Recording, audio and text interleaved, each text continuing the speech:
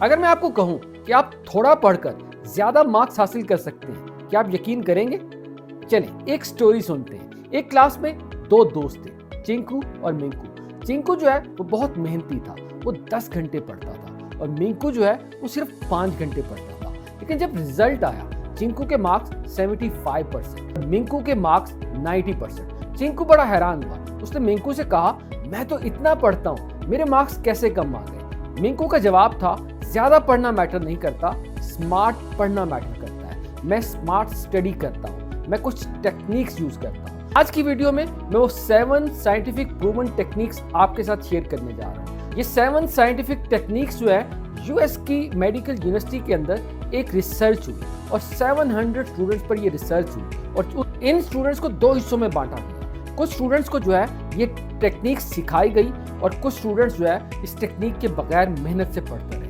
और जब रिजल्ट आया तो हैरानी की बात थी, वो स्टूडेंट्स जो स्मार्ट स्टडी कर रहे थे, जो इन टेक्निक्स का इस्तेमाल कर रहे थे, उनके मार्क्स बेहतर थे उन स्टूडेंट की निस्बत जो सिर्फ वर्क हार्ड कर रहे थे। अगर आप भी स्मार्ट स्टडी करें, इन टेक्निक्स को यूज करें, तो आप कम वक्त के अंदर ज्यादा अचीव कर सकते हैं। मेरा नाम इमरान है, अब मैं एजुकेशनिस्ट और 17 ईयर से एजुकेशन के साथ वाबस्ता हूँ। तो कॉपी पेंसिल निकालिएगा, इन टेक्निक्स को नोट करें, इनको अप्लाई करें और अपनी एफिशिएंसी को बढ़ाएं।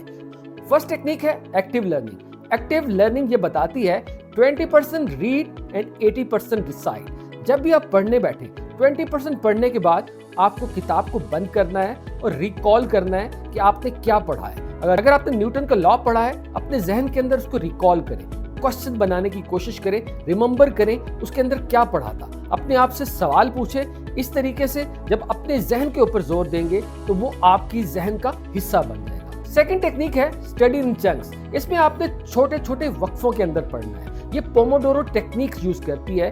25 मिनट्स पढ़ें और 5 मिनट ब्रेक लें, फिर 25 मिनट्स पढ़ें और 5 मिनट ब्रेक लें। 3 दफा पढ़ने के बाद फिर एक लंबी ब्रेक लें। लेकिन ये कोई फिक्स रूल नहीं है, आप 25 मिनट्स के बजाय 30 मिनट भी पढ़ सकते हैं, घंटा भी पढ़ सकते हैं। जब भी आपको लगे कि आप उकता गए हैं, आप 5 मिनट की ब्रेक लें, इसमें आप रिफ्रेश हो जाते हैं। जब आप रिफ्रेश हो जाते हैं तो आपका माइंड अच्छे तरीके से काम करता है। रिसर्च ये भी बताती है कि जब आप पढ़ते हुए ब्रेक लेते हैं और कोई चीज़ इनकम्प्लीट रह जाती है, हमारा माइंड हमेशा उन चीज़ों को ज़्यादा रिटेन करता है जो चीज़ें इनकम्प्लीट होती हैं। अगर उस वक्फे के दौरान कोई चीज़ रह गई है तो आपका जहन जो है वो उसको ज़्यादा ग्रास्प करेगा। पोमोडोरो टेक्निक को यूज़ करके आप वक्फों के अंदर पढ़ के अपनी एफिशिएंसी को बढ़ा सकते हैं। थर्ड टेक्निक है स्पेस रेपिटेशन। हम बाज़ औक़ात किसी एक टॉपिक को लेकर घंटों बैठे रहते हैं, जिससे हमारा माइंड उकता जाता है। स्पेस रेपिटेशन ये कहती है कि आपने किसी भी टॉपिक को लेना है और थोड़ा पढ़ने के बाद आपने स्पेस देनी है, आपने दूसरी किताब उठा लेनी है, दूसरा सब्जेक्ट उठा लेना है और उसके बाद थोड़ी देर के बाद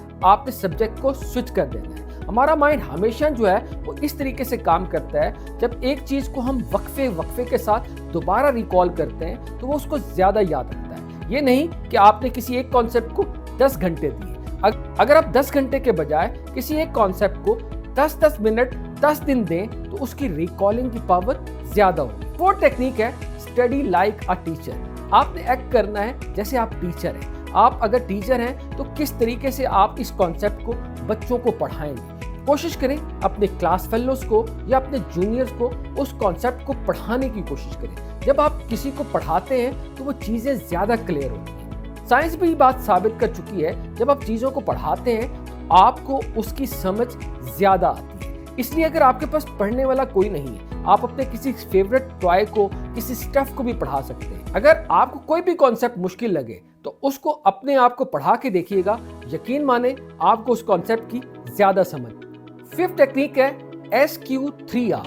SQ से मुराद सर्वे एंड क्वेश्चन। आपने जब भी कोई किताब पढ़नी है तो सबसे पहले उसको स्किम करें, उसका सर्वे लें और उसके बाद लास्ट के अंदर उसके जो क्वेश्चंस हैं उनको रिव्यू करें। क्वेश्चंस को पढ़ने के बाद दोबारा से उसको पढ़ें। और 3R से मुराद रीड एंड रिसाइट, जो कि एक्टिव लर्निंग के अंदर होती है। और R से रिव्यू, चीज़ों को रिव्यू करने की कोशिश करें। जितना ज़्यादा आप रिव्यू करेंगे उतना उसकी रिटेनिंग पावर बढ़ जाएगी। सिक्स्थ टेक्निक है यूज ऑफ निमोनिक्स।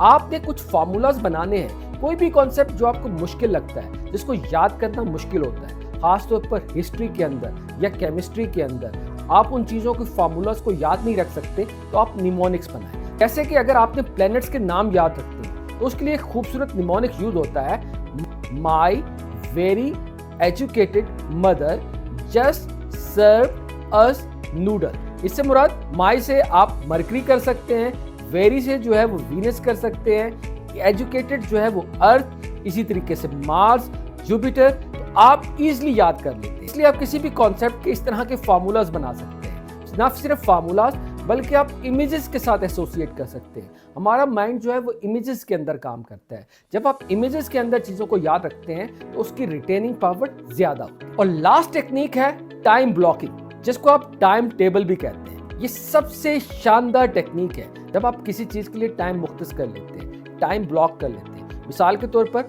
8 से 10 आपने ये सब्जेक्ट पढ़ना है, फिर उस टाइम ना ही आपने डिस्ट्रैक्ट होना है, ना ही आपने मोबाइल यूज़ करना है, बल्कि उस वक्त ये कॉन्सेप्ट सबको पता हो कि इस वक्त जो है इसका पढ़ने का टाइम है। उस वक्त ना ही कोई आपको दोस्त कॉल करेगा, ना ही आपको घर वाले तंग करेंगे, बल्कि आप फोकस रहेंगे। साइंस ये भी बात साबित कर चुकी है, जब आप किसी रूटीन को काफ़ी दिन तक यूज़ करते हैं तो वो रूटीन के अंदर आपका फोकस बढ़ जाता है। आप चीज़ों को अच्छे तरीके से याद कर सकते हैं। टाइम टेबल बनाते हुए जो सबसे इंपॉर्टेंट चीज़ जो आपने याद रखनी है, आपने देखना है कि आप डेज पर्सन हैं या आप नाइट पर्सन हैं। कुछ लोग ऐसे होते हैं जिन्हें अर्ली राइजर होते हैं, जिनको दिन को पढ़ना अच्छा लगता है, और कुछ लोग ऐसे होते हैं जिनको रात को पढ़ना अच्छा होता है। तो आप अपना इंटरनल एनालिसिस करेंगे और अपनी नेचर के अकॉर्डिंग टाइम टेबल बनाएंगे, वो टाइम टेबल इफेक्टिव भी होगा, उसको फॉलो करना भी आसान होगा और वो लॉन्ग लास्टिंग भी होगा। तो इन 7 प्रूवन टेक्निक्स को यूज कर आप अपनी एफिशिएंसी को बढ़ा सकते हैं और कम वक्त के अंदर